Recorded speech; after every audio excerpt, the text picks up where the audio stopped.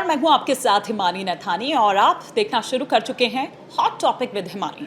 और जैसा कि नाम है हॉट टॉपिक, तो आज हमारा टॉपिक भी कुछ ऐसा ही है, हॉट टेम्परेचर जिसकी हम बात कर रहे हैं। वेदर जो कि बहुत ही हॉट हुआ पड़ा है, मतलब आप ये मानिए कि 48.5 डिग्री सेल्सियस कल के तापमान की अगर मैं बात करूं, और मंगलवार का दिन सबसे गर्म दिन रहा।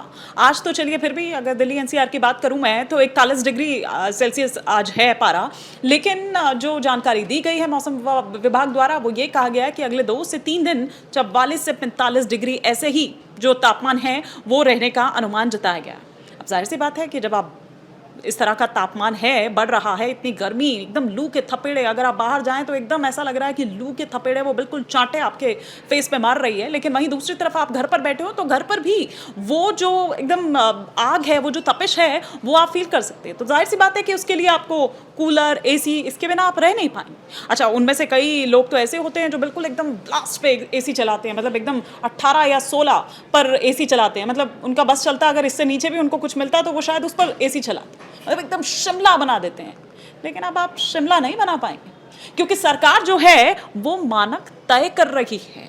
मानक इस नियम के तहत अगर मैं बात करूं तो वो कुछ इस तरह से कि 20 डिग्री से नीचे और 28 डिग्री से ऊपर आप नहीं चला सकते हैं एसी। वो शिमला नहीं बना पाएंगे, क्योंकि इसका जो असर है वो हमारे एनवायरनमेंट पर, हमारी धरती पर बहुत बुरा पड़ रहा है। लेकिन खैर, सरकार की जहां तक बात है तो वो एसी के जो टेम्परेचर है उनको मानकीकृत, यानी कि जो स्टैंडर्डाइजेशन है वो करने की यहां पर कोशिश कर रही है। और इस नियम के तहत, जैसे कि मैंने पहले भी बताया, कि 20 डिग्री सेल्सियस से नीचे आप नहीं इसको चला सकते हैं, और साथ ही साथ 28 डिग्री से ज़्यादा आप इसको नहीं कर सकते।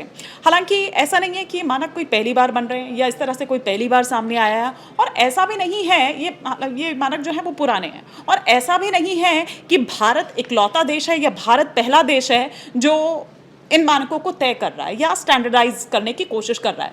दुनिया के अलग अलग देशों की अगर मैं बात करूं तो वहाँ पर एसी के टेम्परेचर को लेकर, इस तापमान को लेकर जो स्टैंडर्ड हैं, जो प्रीफरेंसेस हैं, वो दरअसल है। अब लेकिन इसका मकसद क्या है इसके पीछे? जैसा कि मैंने पहले ही कहा कि हमारे एनवायरनमेंट को या हमारी धरती जो है उस पर किस तरह से इसका बोझ बढ़ रहा है या किस तरह का जो असर है वो पड़ रहा है। तो ऊर्जा संरक्षण पहली बात तो यहाँ पर जो इसका मकसद है।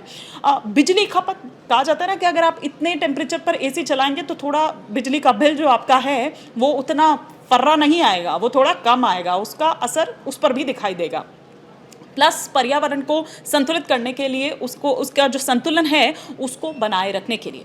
तो जब मनोहर लाल खट्टर, जो कि केंद्रीय आवास एवं शहरी मामलों के जो मंत्री हैं, वो जब आते हैं, सरकार को 11 साल पूरे हुए कल, 11 मतलब 3.0 का 1 साल, और पिछले 10 साल की अगर बात करें तो 11 साल में वो ये बता रहे थे तमाम चीज़ें कि क्या कुछ सरकार द्वारा किया गया है इन 11 सालों में।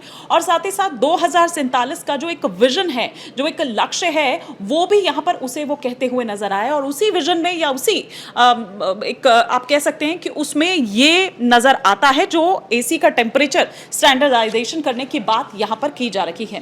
साथ ही साथ इसमें कोई दो राय नहीं कि ये एक महत्वपूर्ण कदम है और सरकार इसे लेकर गंभीर भी है, और बहुत जल्द ये कोशिश की जा रही है कि इसे लागू किया जा सके। लेकिन जैसा कि पहले भी मैंने कहा अपने वक्तव्य में कि इसका फायदा हर एक इंसान को होगा। एसी का तापमान एक जैसा होने से सभी को जाहिर तौर पर आराम भी मिलेगा।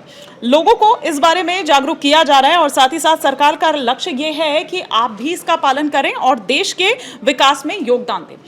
और ऐसा पहली बार भी नहीं है, ऐसा ये भी नहीं है कि भारत पहला या इकलौता देश है जो एसी के टेम्परेचर के लिए जो मानक है वो तय करने जा रहा है। मैं अगर बात करूं टॉप 10 जो देश हैं उनकी मैं यहाँ पर बात कर लेती हूँ, जैसा कि जापान है, इटली है, या फिर हम चाइना की बात करें, या हम अमेरिका की बात करें, बेल्जियम की बात करें, सिंगापुर की बात करें, ऑस्ट्रेलिया की बात करें। जापान में तो आप ये देखिए कि 28 डिग्री फिक्स्ड है, मतलब इससे नीचे, इससे ऊपर आप नहीं चला सकते हैं। और अगर कुछ ऐसा होता है तो यहाँ तो इसको सख्ती से एकदम पालन कराया जाता है। वहीं अगर मैं इटली की बात करूं तो यहाँ पर 25 डिग्री सेल्सियस वो तापमान यहाँ पर सेट किया हुआ है। स्पेन की बात करूं तो 27 डिग्री यहाँ सेट किया गया है। बेल्जियम की बात करूं तो यहाँ भी 27 डिग्री। कोई भी हो, सिर्फ ऐसा नहीं कि आपके घर घरों में, बल्कि जो भी आप देखिए कि कुछ सरकारी इस तरह के जो कार्यालय हैं या जो भी इस तरह के जो भी आप पब्लिक प्लेसेस वहाँ पर देख लीजिए, जैसे अस्पताल है, मॉल है या बाकी और तमाम चीज़ें, तो हर जगह पर जो एसी है वो यूज़ होता है। आपके ऑफिसेस की अगर बात करें तो वहाँ पर भी एसी का यूज़ होता है।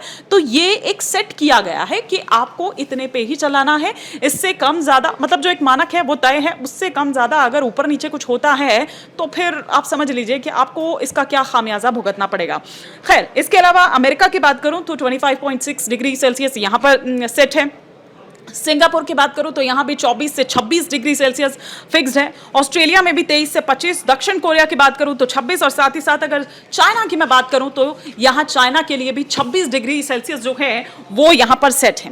कई सारी जो एजेंसीज हैं वो ऊर्जा संरक्षण की सलाह देती है और हर एसी में एक एक्सट्रीम जो क्षमता है वो होती है, उसके अकॉर्डिंगली सेट किया जाता है। अब देखिए कई में तो ये भी है कि जैसे करीब 16 डिग्री और साथ ही साथ मैक्सिमम टेम्परेचर जो है वो 30 डिग्री के आसपास होता है। अब इसको अपने हिसाब से एसी का जो यूज़ करने वाले जो उपभोक्ता है अपनी सुविधा के हिसाब से, अपने हिसाब से एसी के तापमान को वो चुनाव कर सकते हैं। लेकिन 16 से 18 डिग्री के बीच जो लोग एसी चलाते हैं, इससे होता क्या है, इससे कमरा भले ही आपका ठंडा हो जाता है, लेकिन जैसा कि मैंने पहले भी कहा कि उससे पर्यावरण को किस तरह का नुकसान होता है। ना केवल इतना बल्कि उससे आप ये देखिए कंप्रेशर जो आपका है उस पर ज़्यादा लोड पड़ेगा और बिजली खपत भी आपकी ज़्यादा होगी। प्लस इतना ही नहीं, आपकी जो सेहत है उस पर भी खासा असर पड़ेगा। आपको स्किन संबंधित कुछ जो डिजीज़ है वो हो सकती है, या फिर अगर हम बात करें श्वास मतलब यानी कि अस्थमा या सांस से संबंधित कोई भी जो परेशानी है वो आपको हो सकती है। तो मतलब शायद जब आप इसका यूज़ करते होंगे तो तब आप इतना सीरियसली इसको नहीं लेते होंगे या इतना सीरियसली नहीं सोचते होंगे कि इसका ये असर भी हो सकता है आपकी हेल्थ पर, आपकी स्किन पर। लेकिन हाँ, ये हो रहा है। अब जहाँ तक बात दिशा निर्देशों की करें कि कब तक इसको पालन कराया जाएगा या क्या कुछ किया जाएगा, तो अभी इस पर काम चल रहा है। मैं अगर बात करूँ ऊर्जा मंत्रालय के अधीन काम करने वाला जो ब्यूरो ऑफ EEE है, यानी कि ब्यूरो ऑफ एनर्जी एफिशिएंसी है, इस वक्त इसका फ्रेमवर्क बना रहा है और इस ब्यूरो का काम है बिजली खर्च करने वाली जो डिवाइस है और जो सिस्टम है उसको प्रमोट करना।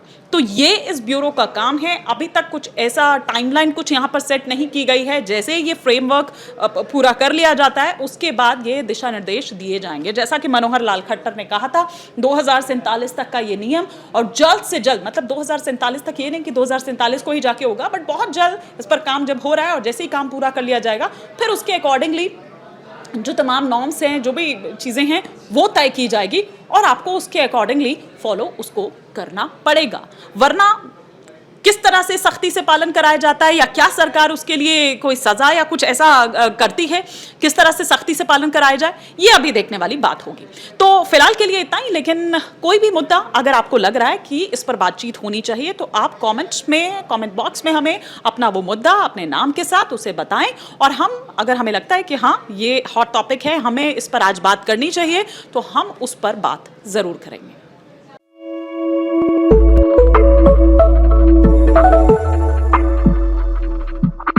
जहाँ भक्ति है हर शब्द में, कथाओं में छुपे हैं दिव्य रहस्य, और ज्योतिष देता है जीवन को दिशा। धर्म से जुड़ी हर बातों को जानने के लिए हमारे चैनल स्तुति को सब्सक्राइब करें।